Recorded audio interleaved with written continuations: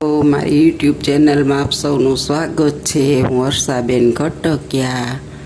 જય બાબા સ્વામી, જય ગુરુદેવ। આજે આપણે બનાવવાના છીએ જુવારના લોટના ઢોકળા। તો એને માટે આપણે 2 છાલિયા ભરી અને જુવારનો લોટ લીધો। જો નજીકથી દેખાડું તમને, આ જુવારનો લોટ છે, એને આપણે આની અંદર નાખી દેશું।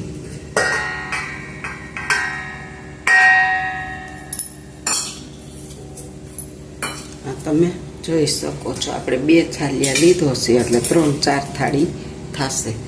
એટલે આપણે આ જુવારના ઢોકળા કરવાના છે। 2 છાલિયા છે આપણો લોટ। હવે આપણે એની અંદર થોડું દહીં નાખી દઈશું। 4-5 ચમચી ફૂલ ખાટું છે આ દહીં, એટલે એ દહીં નાખી દીધું। હવે આપણે એની અંદર છાશ નાખીશું।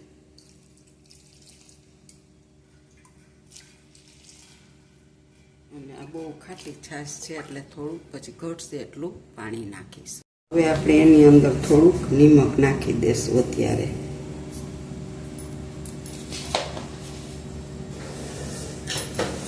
અને હવે આપણે આને હાથથી એક ફેટી લેશું। દહીં ખાટું નાખ્યું છે અને છાશ પણ ખાટી નાખી છે, એટલે આપણે હવે થોડુંક અંદર પાણી નાખી દઈશું।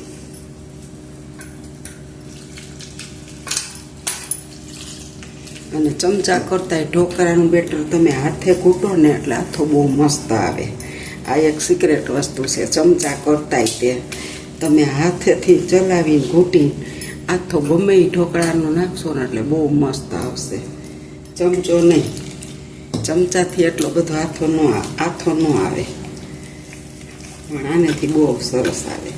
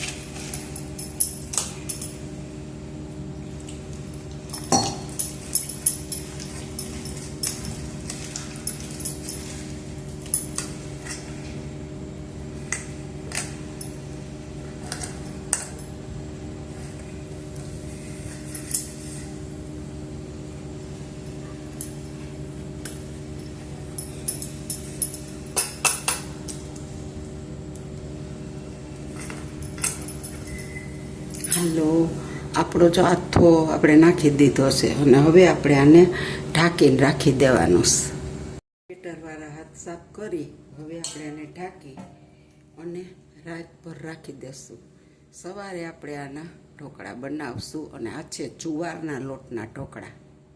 આ લોટ સિવાય બીજું કોઈ અંદર વસ્તુ અને મીઠું નાખ્યું છે નહીં, બસ, અને પલાળી દીધા। જો આપણે આ રાત્રે જુવારના ઢોકળાનું પલાળ્યું હતું અને અત્યારે આપણે આથો આવી ગયો છે, તો જો તમે જોઈ શકો છો, જો અંદર જો હૈણા પડી ગયા, એવો સરસ આવ્યો છે આપણો આથો। જો હવે આપણે આને થોડોક હળદર પાવડર નાખીશું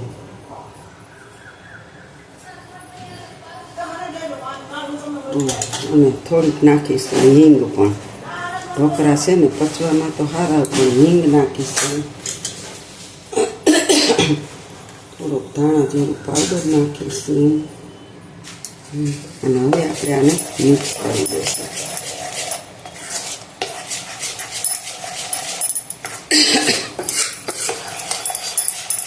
આપણે હળદર છે ને ઓછી નાખવાની, કારણ કે આમાં આપણે સાચીના ફૂલ નાખવાના હોય ને તો લાલ થઈ જાય, એટલે એ માપે જ નાખવાની. જો આપણું બેટર તૈયાર થઈ ગયું છે. હવે આપણે ગેસ તરફ જાશું અને આપણે જો કઢાઈ ચડાવી દીધી છે, લીંબુ નાખી અને આપણે હવે પાણી ઉકળવા મૂકી દીધું છે. હવે આપણે આ થાળીને તેલ લગાવી દઈશું.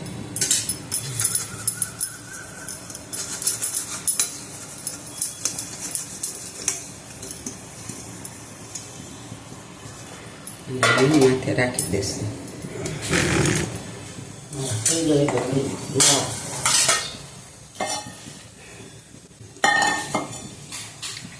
હાલો, હવે થોડું બેટર આપણે આમાં લેશું.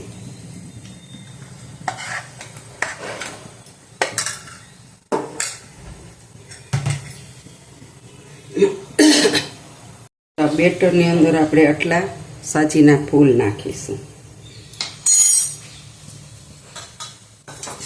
અને ઉપર આપણે થોડુંક તેલ નાખીશું, એટલે ઢોકળા છે ને આપણે જે બનાવશું ને એ ઉપરથી એકદમ ચમકવાળા બનશે અને ફૂલશે પણ. હવે આપણે આને ફેટી લઈશું. જો ફેટવાથી તમે જુઓ છો કે આપણો હાથો ફૂલી ગયો એકદમ, જો મસ્ત.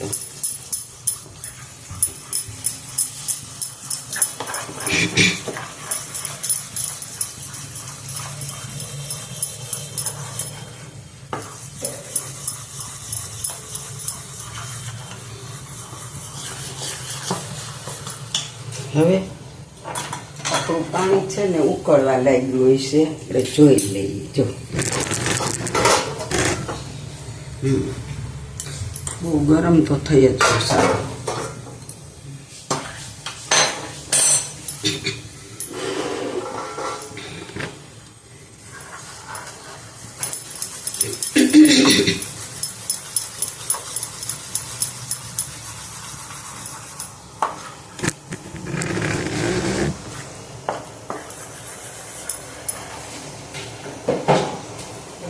હવે આપણે બેટર બનાવેલું છે ને અંદર નાખી દઈશું.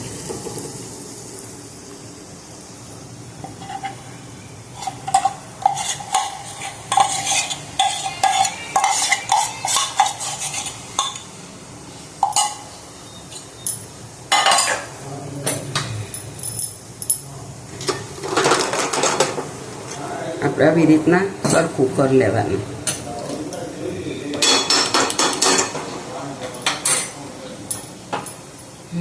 અને હવે આપણે આને ઢાંકી દઈશું.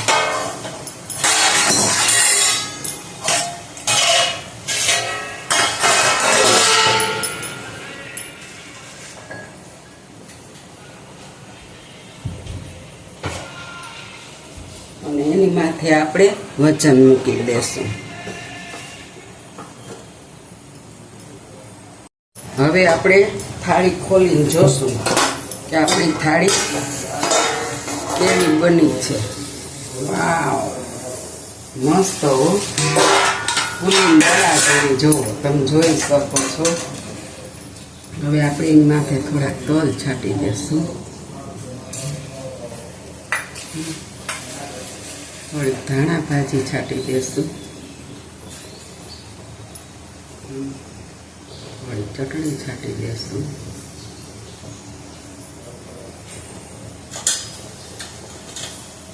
ધાણા જીરું પાવડર છાંટી દઈશું. અને આપણી થાળી મસ્ત ચડી ગઈ છે, તો હવે આપણે એને ઉતારી લેશું.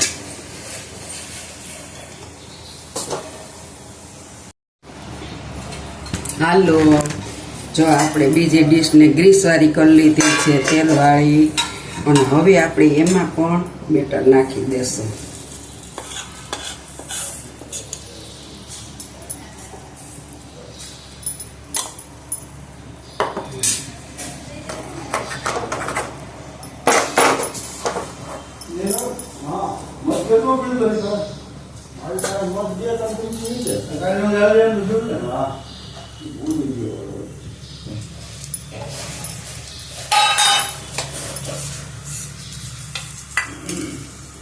આમાં આપણે પહેલી વાર નાખી દઈશું ચોથા રીતે.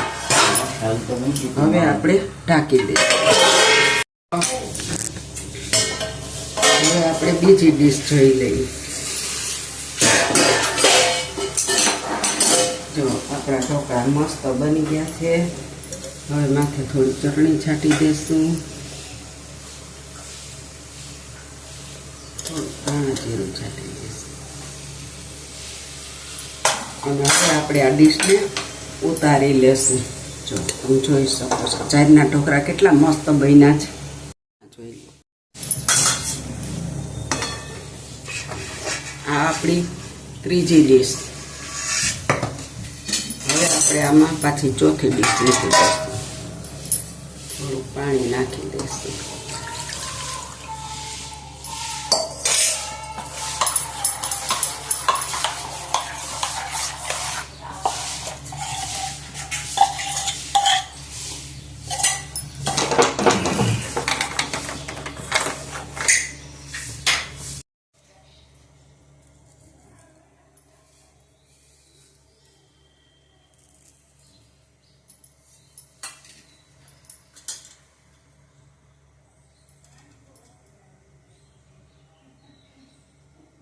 ચટણી આપણે ઉપરથી નાખીશું.